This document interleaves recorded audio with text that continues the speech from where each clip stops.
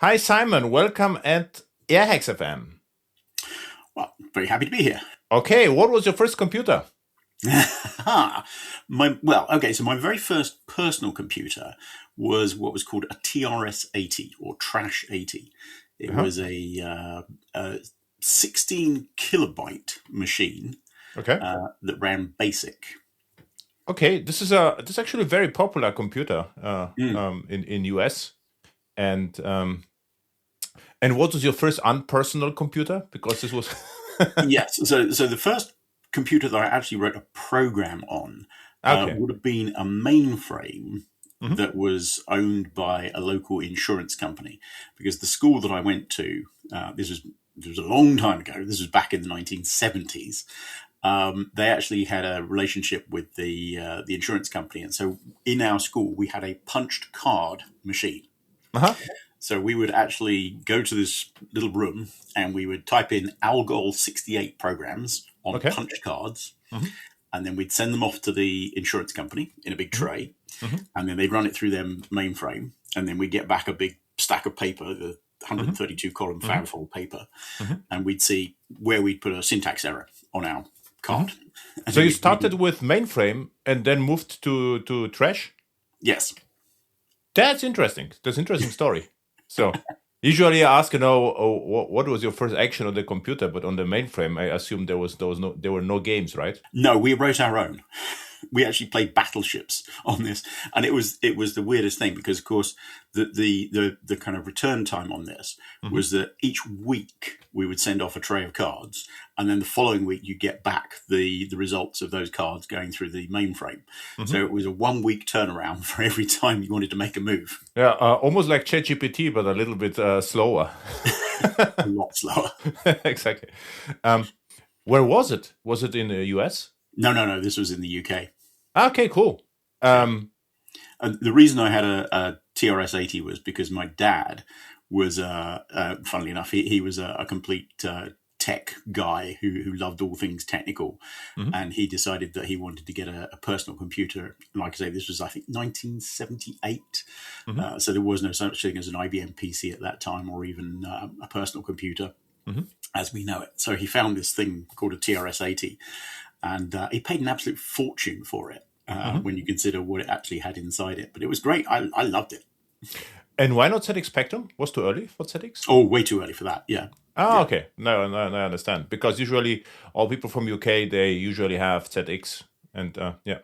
Yeah, I had a ZX81, which was 1981, and that had a 1 kilobyte of memory. Yeah, this is what I'm wondering. So your Trash had more RAM than ZX. That's right. Yep. And then I moved on pretty much, because I had this ZX81, which I didn't like because it had so little memory and it was horrible. And then again, my dad decided we needed to upgrade our machine, and so he bought a BBC Micro. Oh, okay. And that was brilliant, because that had color, because the Trash 80 was monochrome, so the BBC Micro had color.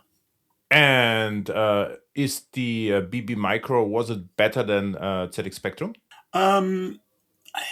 Difficult to say. I think the Spectrum was probably a little better in terms of power and so on. I mean, the BBC had 32K of RAM, which gave it a bit more sort of space. But then again, my dad being my dad, he also bought the dual floppy drive with a second processor and extra memory, and so we kind of bumped it up. Yeah, cool dad, actually. Was he a programmer? No, he was actually he did chemistry of all things, but he worked in a lab where he had a PDP-8 in his lab. Wow. And I went and saw that a few times. Actually, cool story. And you played games, or were you more into programming? So you started coding or programming, or what is the story behind? Yeah, I mean, I started off with all the sort of usual things of like Hello World, and then writing. Was there? Wait a second. But back then there was no Hello World, right? Was the idea of Hello World already available? No, I wouldn't have said Hello World. What you did is you wrote your first basic program, which was like print Hello Simon, and then it prints it out on the screen, and then you put it in a loop and you go print Hello Simon 10 times. And you go, wow, look. I have actually to investigate when Hello World started. You know that? I don't. Who did it? Yeah, I don't actually, because I'm thinking that kind of, for me, it dates it back to the C programming language, Okay. which would be sort of the C programming language dates back to the late 60s, doesn't it? Early 70s. So maybe it was around that time. Yeah, I assume maybe it was in a book or something, like the very first program. Because what I remember, someone wrote on a blackboard "Hello World," and I saw this and I asked, "Why are you doing this? What does it mean actually?" And he don't know it. It's like, no, why? And it's like, yeah, because if you write a computer program, the first thing you do is "Hello World." It's like, why? This is for me. Also, why are you doing this? So, and this was, of course, after the 70s, but since then, I'm wondering that there was a period of time where Hello World was actually not that known. Then today, everyone knows Hello World actually. So, what fascinated you? Or what you wanted to achieve with computers? You started to, why you started coding and not playing games? I think it was, I just had this sort of like fascination of controlling things. And that was something that I always wanted to try and achieve with those very early computers. Because even from an even younger age than that, I had a sort of fascination with robotics. And I wanted to build a robot. And I thought programming would allow me to control a robot. So that was my sort of goal for learning how to program, was the idea that I could potentially have a robot and control it. Which movie inspired you?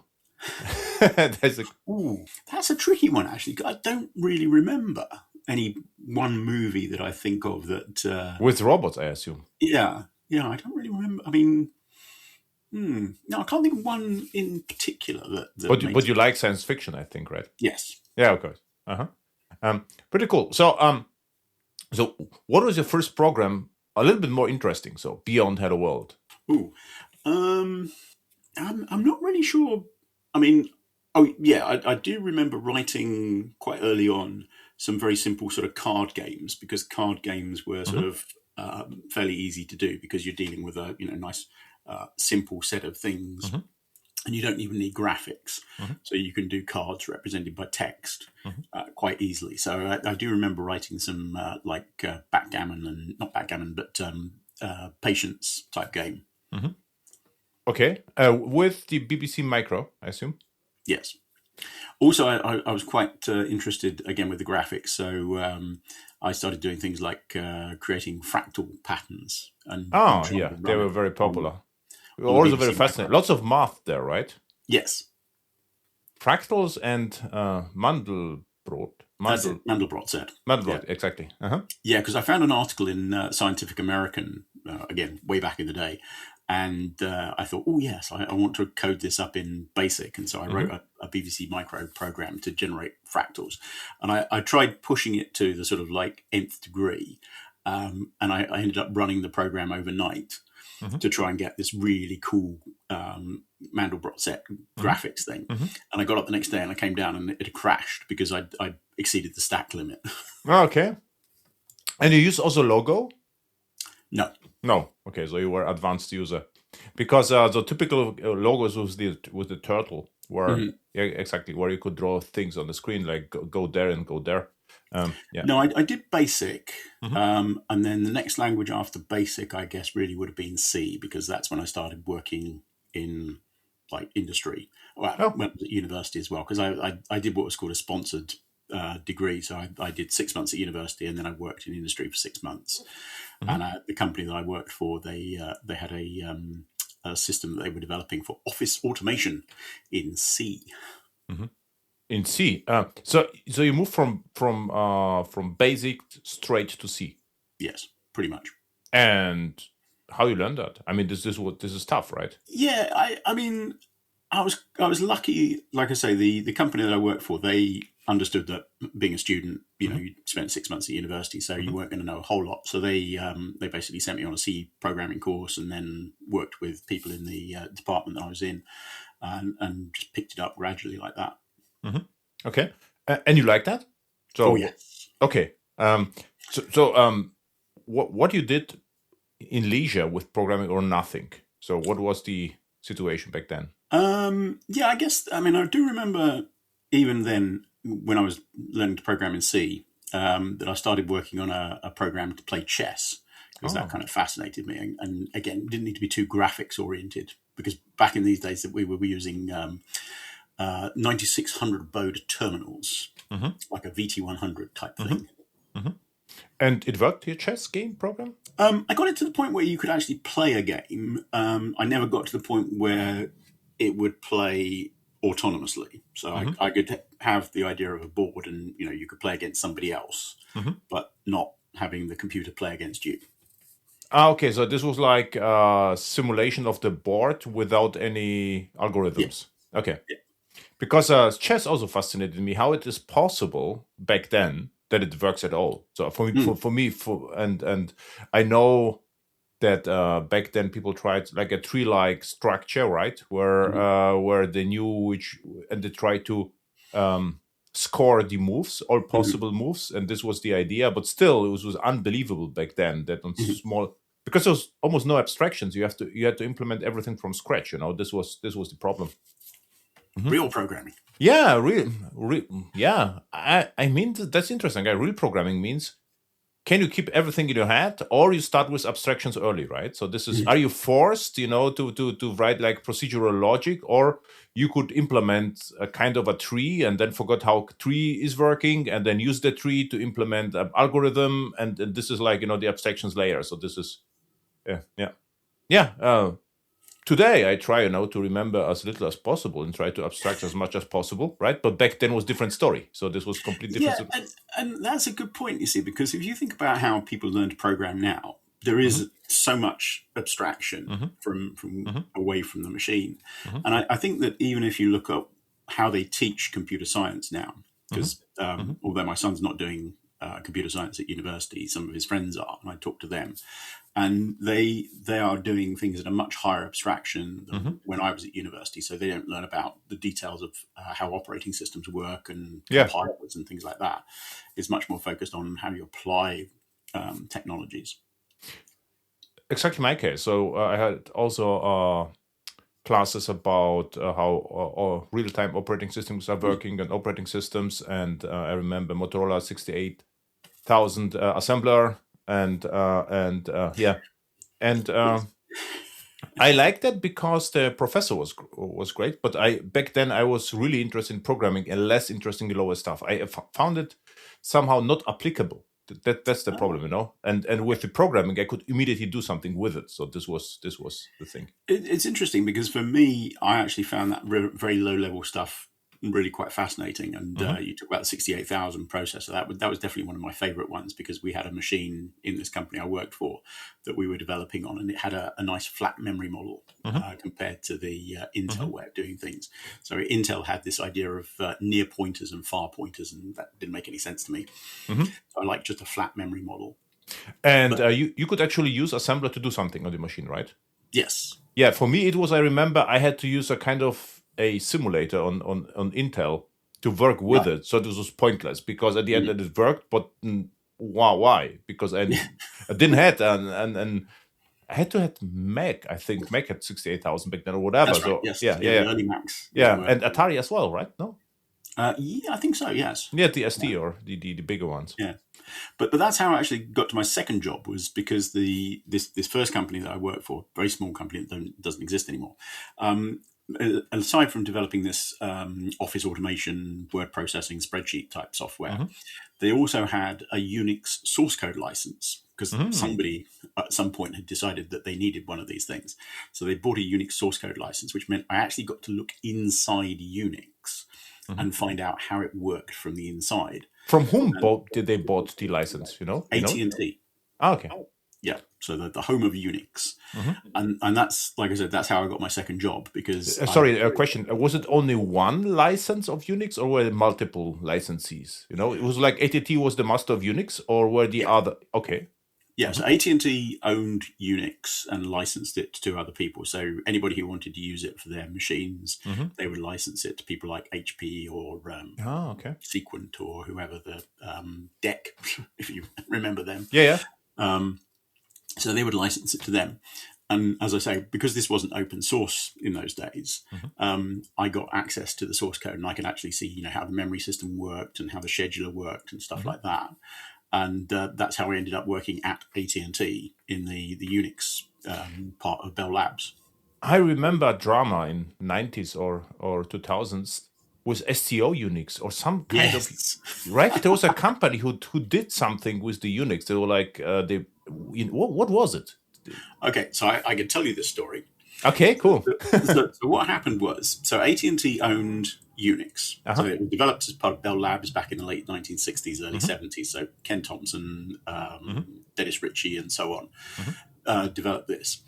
And then in, let me see, it would be 1993, AT&T sold the Unix software division to Novell. Do you remember Novell? Yeah, NetWare. Yeah, NetWare, that's right. So they sold Unix to Novell, which is how I ended up at Novell for a couple of years. Wow, you were a Novell. So you know NDS, Novell Directory Service and stuff like that? Yeah, I never did any of that because I was the Unix side of things. Okay. So I ended up doing Unix at Novell, and it was called Unixware. And so it was NetWare. They called it Unixware. And that's how I ended up in Utah for like 4 months. Wow. Okay. But then after a couple of years, they couldn't make a success of that. And they just lost interest in it. So they sold the rights to Unix to SCO. So SCO ended up owning the intellectual property of Unix. And that's when later on, because they still couldn't make a business out of it, and they became basically an IP troll company who got bought out by somebody who said, oh, yes, we'll take the intellectual property and then we'll try and use that to leverage people into paying us for the IP that's included in that. Okay, this was the story, because I remember this is why I asked you about the license, what was going on. Okay. Fascinating story. So you end up with, so you had the AT&T source code. Exactly. Yeah. And what you did with it. So I interrupted you, sorry. Yeah, so I actually ended up doing things like device drivers for Ethernet cards and things like that. I did a with the source code, right? Based on the source, yeah. Yeah. I also modified, I fixed some bugs in the Unix kernel back in the day. And incredible. Another story. Again, the company that I worked for, the very first company I worked for, the machine that we had, had the Unix source code on it. So what I would do is I'd build the kernel, and we were running a database system, and there was a memory leak. And the memory leak was actually in the kernel, not in the database.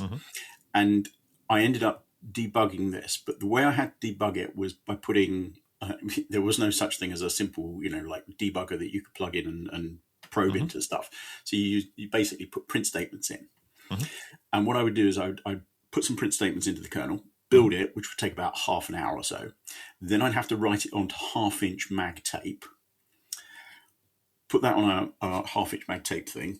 Then I'd have to walk across the building to the other machine, which was the test machine, put the mag tape in, load it up, run the program, which took about 2 minutes, see where the memory leak happened, where my print statements came out with the details, and then go, okay, now I need to know this. Walk back to the other place, rebuild the kernel, put it back on mag tape. It took me 2 weeks to find this bug. It's almost like a microservice communication, Yeah. 2 weeks. And 2 weeks is not bad, actually. Yeah, it would have probably taken me about an hour and a half. Without walking. Where I could have just, rebuilt. But then you could participate in a marathon, right? So this was after the 2 weeks, so you were fit enough to participate. And this was your work assignment. So the company sold machines or the drivers, or what? It sold machines. What's the name of the machines? So, as I say, this company doesn't exist anymore. It was called Rocc Computers. It was cool name, Rocc. ROCC, yes. Yeah. And I think they called it the Teleputer. Was one of the machines that they made. Rocc is back in the game again, right? This is what NVIDIA bought almost, also the IP. This was not... No. This was no. But it's a similar name. This is what I'm saying. Similar name. Yes. There are two names, right? One is from Elon Musk. Is the AI? I think it's also called Rocc, right?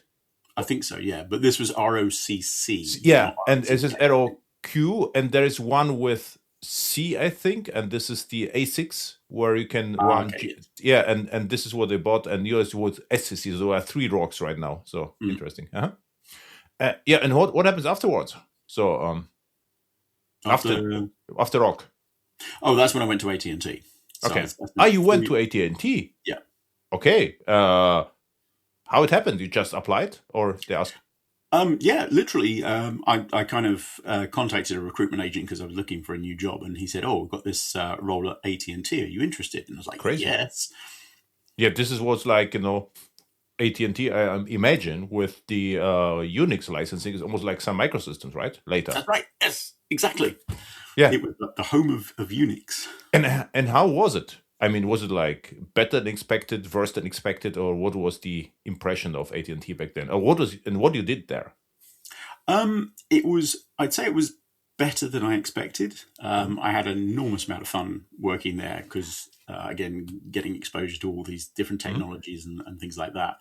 I did a kind of the work that I was employed to do initially was quite peripheral because it was localization of Unix. So making it work with European languages and European keyboards and things like that. So, I was quite a junior role at that time, very junior role at that time. So it was more kind of grunt work than exciting. As junior, you found a memory leak with lots of walking. So this was actually incredible. Yeah. Wow. I'm already curious what happens if you became what happened if you became a senior, and okay, but so AT&T sold they had their own Unix distribution. Yes, so they had Unix System 5 Release 4 was the one that they had. So this is true, like a Red Hat model, right? They had a source code for the base thing, and they had like secret source, and this was the okay, very early. When was it? So this would have been I joined in 1989. Okay. So interesting, and how long you stay at AT&T? So that was 4 years. So 1989 to 1994. Yeah, just over 4 years. And then, as I say, Novell bought the Unix part from AT&T. So I got transferred to Novell and ended up there for 2 years.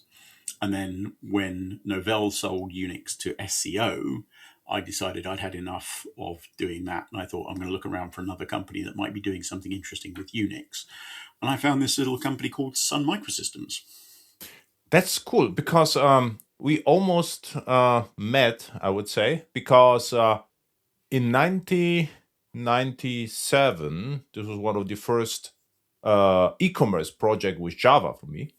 And I don't know why, but a company, I know why. In Germany, Novell NetWare was very popular back then because of printer management. And I worked for some SMEs or small businesses, and they use Novell for management of everything. So this NetWare, and because Novell could do IP, and I think Windows couldn't back then. This was one of the reasons. And there was Lotus Notes on Novell, which was very popular back then. Yes, and I like Novell because of the colors and design, but I couldn't. I actually installed Novell on my Intel machine, and it worked. The operating system I had, Sorry. Well, I was going to say because it's interesting because people forget about this because you made a good point there, which was that they had IP, as in TCP IP. Yeah, and back in those days, you didn't get a networking stack with the operating system. No. So the early versions of Windows didn't come with TCP IP. There was no networking in them. Yeah. You had to buy it as a separate thing, didn't you? Yeah, exactly. And now we implemented an e-commerce solution with JDK 1.1. So, and we use Java Web Server for it, and from Sun. So this was the first release. And now crazy stuff happened because for unknown reasons, one of the companies in Germany pinged Novell, and Novell was interested in our solution. And what I remember, Eric Schmidt was CTO of Novell back then, and he was also interested in our solution. And but we were like, no, two guys, and this is why I used Novell to run Java on it, and I used the we had to integrate with Novell directory services, and we had to use the NDS strings, which were terrible. It was like a string, but it was really hard to use. So I was really ashamed back then because hey, he knows Java, and I couldn't just use a string because I remember it was not very. The string was not like a Java string; it was a crazy string. I have to look it up what it was, but I couldn't understand the string, and without the strings, I couldn't implement anything. But at the end of the day, we implemented we integrated Novell, and I was even in Novell conferences back then, but it was like maybe 1 or 2 years later, right? Okay. That was, I remember the Novell conferences. They were called BrainShare. Yeah. I even have a VHS. I won a VHS tape with training.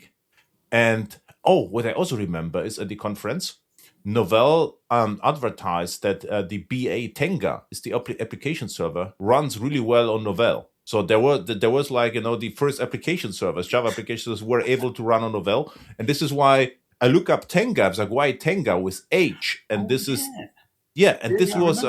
neighbor island of Java. This is why the name Tenga came from. And yeah, crazy.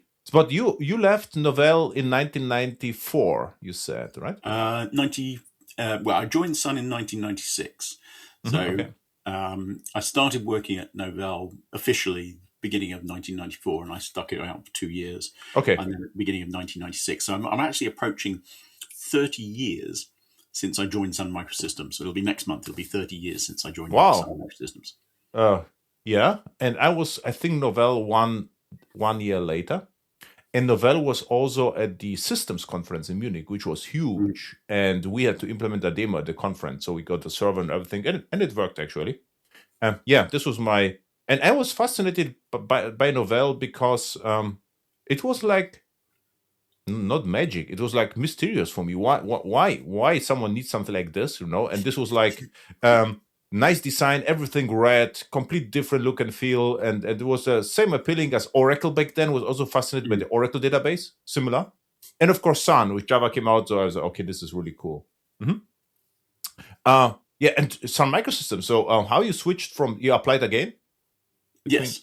Yeah, so I actually, because I knew some of the people I worked with at AT&T and also Novell had moved to Sun, and so I kind of reached out to them and I said, look, I'm looking for another job. You got any ideas? And they came back and said, oh yeah, we got a role here for an SE, so a sales engineer working on Solaris, which is the Sun version of Unix at the time.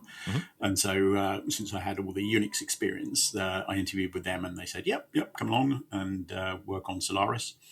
So I joined them and did about a year of Solaris, and because that was 1996, so Java had been released in 95. And I could see that Java was going to be something quite interesting and quite exciting. So I thought, right, time for me to change to doing Java rather than Solaris. But you like Solaris at the beginning? Yes. Yes. I was fascinated by look and feel. What I really liked back then is the CDE. CDE. Yes. CDE. And this was really hard to achieve on Linux. So I try everything, but it never looked like CDE. So this is what I wanted to have, I remember like 4 buttons, right, in the bottom where you can switch the screen. So I was fascinated by the. Yeah, I'm trying to think because there was CDE, Common Desktop Environment. Exactly. And then was it OpenLook was the other one? Lots of them. And KDE was the KDE, later, right? But I had lots of window manager, crazy ones or whatever, but nothing looked like this. You could even buy commercial window managers on Linux, but I didn't do that. But so I tried SUSE and I tried, Red Hat. This is why I tried also Red Hat early on, because I hoped there would be better window management, and I tried Linux, the entire time. It's funny all the things you remember when you start talking about this stuff, because there was a thing called, I don't know if you remember this, Laffy API, the look and feel independent API. No, I remember because Xearth, of course, right? So Xearth and Xeyes, and this was what you started on Linux, the first. And this was crazy times because there were text files where you have to create, where you have to configure the resolution and stuff like that. Oh, yes. The whole environment. And this was dangerous, actually, because if you misconfigure the thing, either you could damage your machine, or you never saw a window again. So yes. Yeah. Pretty cool. So what you did with Java, I was not aware that you were so early involved with Java. So so the first bit that I did with Java was as part of my SE role. They wanted me to do some talks on Java. So I mean, I knew nothing about it. So I picked up a book, read it, and became an instant expert on the basics of Java. So I did David Flanagan's book. So yeah, David Flanagan's book. No, I think it was the core Java book. Core Java. This was a half book, half Java doc, right? Yes. So I did a couple of presentations on that. And then I thought to myself, I need to get a bit more actual programming experience if I'm going to use Java seriously. So I changed job within Sun, and I joined one of the internal organizations, which was actually using Java to write applications for business applications to be used by Sun. So that like their sales and marketing applications and things like that. And I learned an enormous amount as part of that. Mostly how not to use Java, because it was these were the very early days. It was the Wild West of Java programming, and people had some crazy ideas about what they thought. Yeah, one idea or the one project, I forgot the name of. This was a Sun project, was to create Office in Java. I forgot. It was a nice name. You remember the name? No, because I'm thinking Open Office, but it wasn't. No. It was from scratch. This was a project where they try to pure Java Office or something, and and it was in US or UK. UK. Everything you work. AT&T. Yeah, I've always worked in the UK, even though most of the time I worked for American companies. That's cool, actually. I thought you were in Silicon Valley or whatever, but okay. And so I did that for about 18 months, learned a lot about how to program in Java and how not to program in Java. And then I switched to working for a different part of Sun, which was what they called market development engineering. And that was working with ISVs, doing performance tuning for Java applications, because, of course, late 90s performance was a big thing. So I worked with people like Oracle, Lotus, Infomix, if you remember them, basically helping them to tune their Java environments to run their applications as best possible. Was it like Sun Java Competence Center or something? Yeah, that's the kind of thing, yeah. Because I from time to time, I delivered courses for Sun Microsystems. And I remember there was one guy from SAP who attended my course. And we had a chat, and he was like in such an organization who was just interested in high-performance Java, or from Oracle, maybe SAP or Oracle. Now, I know. Oracle, which was... Oracle database for SAP or something like this. Okay, And they also were also interested in Java, so he was the performance expert about that. Yeah, you also learned a lot there, right? I mean, this was like crazy. So yes, I learned a lot there. Yeah, definitely. And then that led to when I moved to what was called the Java Technology Evangelist team. And that was then when things got really fun, because with who were your colleagues back then? So I worked for a guy called Reggie Hutcherson. He was my direct manager, and then there was Matt Thompson. Reggie was the guy who looked like a baseball player. Yep. Yeah, he was a huge guy, right? So yes, okay. Yeah, so Reggie was my direct manager, and then he reported to Matt Thompson, and so we did a lot of stuff. In just traveling the world, talking about Java.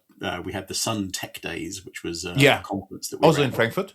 Yes, that's right. Yeah, did it in many different places, and I had just so much fun, because not only did we get to travel around and do all these sort of talks, one of the things that he really wanted us to focus on was building demos using Java. And so I just came up with the craziest ideas I could possibly come up with as how can you apply Java to different things. And this is where it came back to that sort of very early idea of, can I build a robot? And what you did back then, so some of the demos, and which year was it? It was like early... So this would have been 2000. I started there in 2001. So again, literally this just this month would have been 25 years since I started working as a Java technology evangelist. And yeah, I think one of the craziest demos I did was where I built a robot using Lego. Mindstorms. And it was a blackjack-dealing robot. So you could play blackjack against this Lego robot. And I would go to work in the morning and I would sit at my desk surrounded by Lego and start building this robot. And I used the Lego Mindstorms controllers, which somebody had created a very minimal Java implementation that ran on these Lego Mindstorms. So I used those to control the motors and the sensors and things. And then I had a laptop which sort of ran the whole software. And I used Sphinx, which was the speech recognition system. Yeah, that's right. So I used Sphinx as speech recognition. And FreeTTS was the other way around. TTS, used that as well. And then I used JMF, which was the Java Media Framework. And I connected a webcam because there was a Lego webcam you could get, connected that. So that when the blackjack dealer was dealing a card, it would actually take a picture of it and recognize the card so that as it dealt the card, it would know what the hands were that were being dealt. And then it could use the voice recognition. You could say, hit or stick. This is crazy. I was amazed that I actually managed to get it to work. And it worked, really? Yep. And people couldn't believe that they thought it was a fake, right? I don't think they thought it was a fake, but it was definitely something that was quite entertaining to people to see that, you could build a robot out of Lego and program it in Java. And you were also Java 1 with that? Or Yes. Yeah, I did that. I think that was 2004 might have been when I took that to Java 1. I think I never saw you at Java 1. This is crazy. I met you later with the application server. So, but these days, why not? So I cannot remember I ever saw you at conference because I was at Sun Tech Days in Frankfurt frequently, but I think maybe this was later, 2005 maybe. Java 1, my first one was in 2000, actually. Okay. And this is, okay. So you work for Reggie. I had to interact with Reggie. He was a fun guy, actually. But I remember he looked like, a pro sport, like, I don't know. Basketball player, or American football, something like this. So, and he was a fun guy. So and you were just with Reggie and with Matt Thompson back then? Yes. Okay. Yeah, so for nearly 10 years, I had the same manager, which is just incredible. So I reported to Reggie from 2001 until Oracle acquired Sun in 2010. Okay. And you work as evangelist all the time? Yep. Because I remember the first time we met is because of Glassfish. I do something with Glassfish? Yes, because of course we focused on all the different aspects of Java. So whether it was Java Micro Edition, Java Standard Edition, Java Enterprise Edition, Glassfish, the tooling, the application servers, everything. So we got to play with all of that kind of stuff. So yes, Glassfish, which is kind of interesting the way that this has come full circle. Yeah. Yeah, exactly. Forgot about that. So we can talk later about the acquisition, which is interesting. But why I ask about your colleagues, because back then there was also NetBeans evangelist team. Yes, at the same time. So, there was Roman Strobel. There was one guy Hutcherson. Hutcherson. Yeah, Hutcherson. Vilenga is still there, right? He's with Azul. Azul, exactly. Hutcherson, Roman Strobel, two women. I forgot names. They were also involved in NetBeans and. I remember Roman definitely. Roman and also they were like the team was larger. They were like there were two also because Sharath was involved in NetBeans as well. Sharath Chanda. And John Ceccarelli. Exactly. Yeah. Who's also at Azul. Yeah, Azul is a new son now. Yes. I had already the impression. Okay. And how you? I mean, Glassfish. You just picked Glassfish and did some demo, or what was the relation to Glassfish back then? Or again, because we were trying to push the whole sort of Sun software stack. So when Glassfish came out, then it was like, okay, build some demos, make things work, talk about Glassfish as an application server. So that's how we kind of got onto that. Yeah, and I use Glassfish outside of Sun, of course, for my clients, and I like Glassfish a lot because it was the reference implementation. You could buy support for it, and this was for me a big deal. And for unknown reasons, not many clients knew about that. So if I mentioned that, we always got Glassfish. So I would say in every project, I was always able to introduce Glassfish, which was a huge selling point. And I told this to Sun Microsystems, but somehow they were not that interested in this. It's like, hey, look, this is a crazy. And I actually sold. I never worked for Sun Microsystem. I sold more Glassfishes than Sun itself, I would say, back then in Europe. Quite likely, yeah. You see, Sun was I loved working for Sun. Yeah. It was a fantastic company to work for. So much kind of cool technology, so many cool people to work with. But they just they focused too much on the technology, and they just didn't know how to turn it into money. The funniest story is I was a freelancing Sun trainer, so I never worked as a contractor. I worked as a contractor for Sun, but not directly as an employee. And there were the Sun workstations, the Ultra, and I wanted to have one. So I look, I would like to buy the machine. And they look at me, they were shocked. They say, okay, we have no idea. It's like, how? I mean, I'm in the Sun headquarters in Germany. Like, I will pay you. I don't, just give me the machine. And they told me, yeah, they have to think about this, and they have no idea. Maybe they will call me back, whatever. And nothing happened. And another story is, I was a trainer, and companies asked me, can you help us? And I said, okay. But I was hired, the assignment was from Sun Microsystems. So I delivered a training, architecture, whatever, for a company in Germany. And then they asked me about consulting. So to be fair, I went back to Sun, and I said, hey, Sun, they asked me about consulting. Maybe it would be fair if you do this and you hire me. And they say, no, we don't do consulting. We just do training. Just go ahead and do this. It's like, really? So yeah, no problem. We just do training. We are not. I was like, but this is a big deal for you. You could get we just do training. So, okay, so I got lots of consulting gigs because Sun was not interested in this.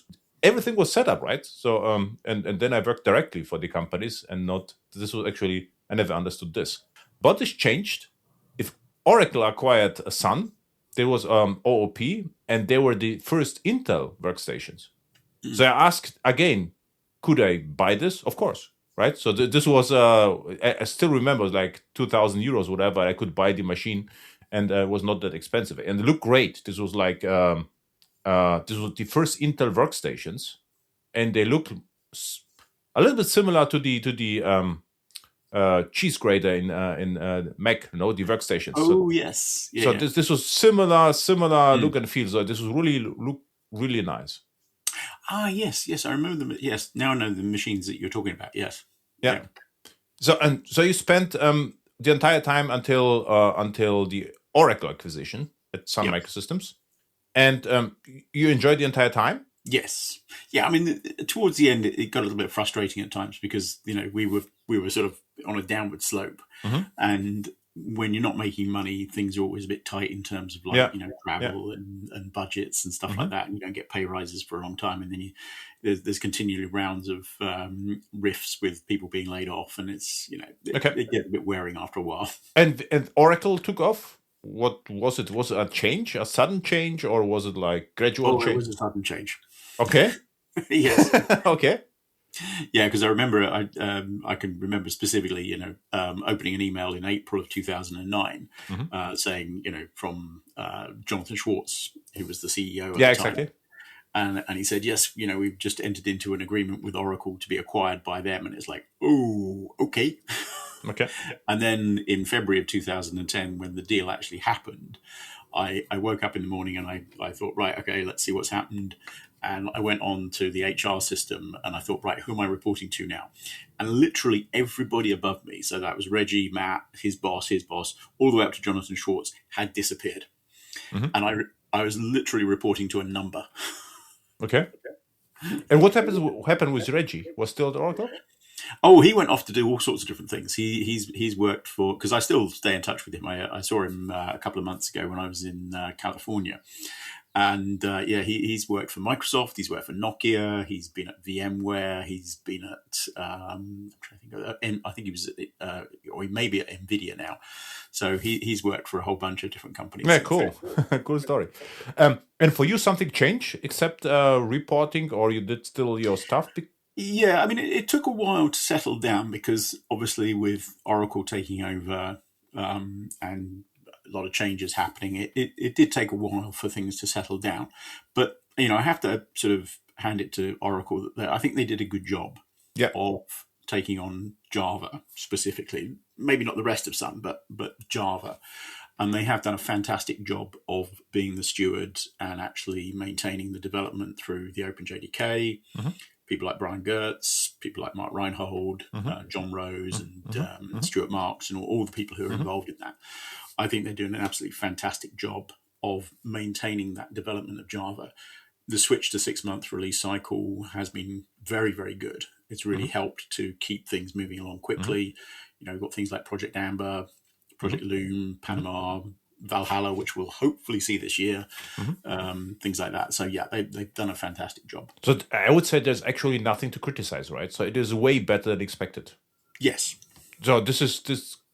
So from my outside perspective, I was really surprised how well it went, because also interesting. Oracle also got Solaris, and what I planned back then is to use Open Solaris. So I wanted to use Open Solaris for containers. Yes, but I remember I wait for the next release, and it didn't came out, and there was some like drama. There was some last blog post and whatever. And then it became obvious it will never come out. And this was actually why I used Docker. And it was one of the earliest Docker users, because what I wanted Open Solaris or Docker for is to document my server. So the idea was on the server is nothing but the one Docker container with all the configuration. And I can build it on my machine and ship it to the server. And I wanted to use Solaris for it. But it stopped. So this is actually why Open Solaris was discontinued. This was the reason why I switched to Docker, which at the beginning was very unstable. So nothing was stable there. But So how long you worked for Oracle? So Oracle I worked for 5 years. So okay. 2010 through 2015. And that's when, so it was good for most of that time. It was the last year, 2015, where things got a little bit kind of weird because Oracle had a change in terms of their sort of focus. This is when they switched to very much focusing on the cloud because that was the big thing at the time. And internally, that had quite a big impact on what I was doing because, I can remember it was January of 2015, and I got a phone call from my boss at the time on a Saturday afternoon. And he said, we've just been told that we're going to switch away from doing Java and we're going to focus on doing cloud. And I thought, okay, so you want me to do, go from 20 something years of doing Java to suddenly talking about cloud, which I don't really know anything about. And so we had sort of various discussions internally about this. And again, it's a funny story.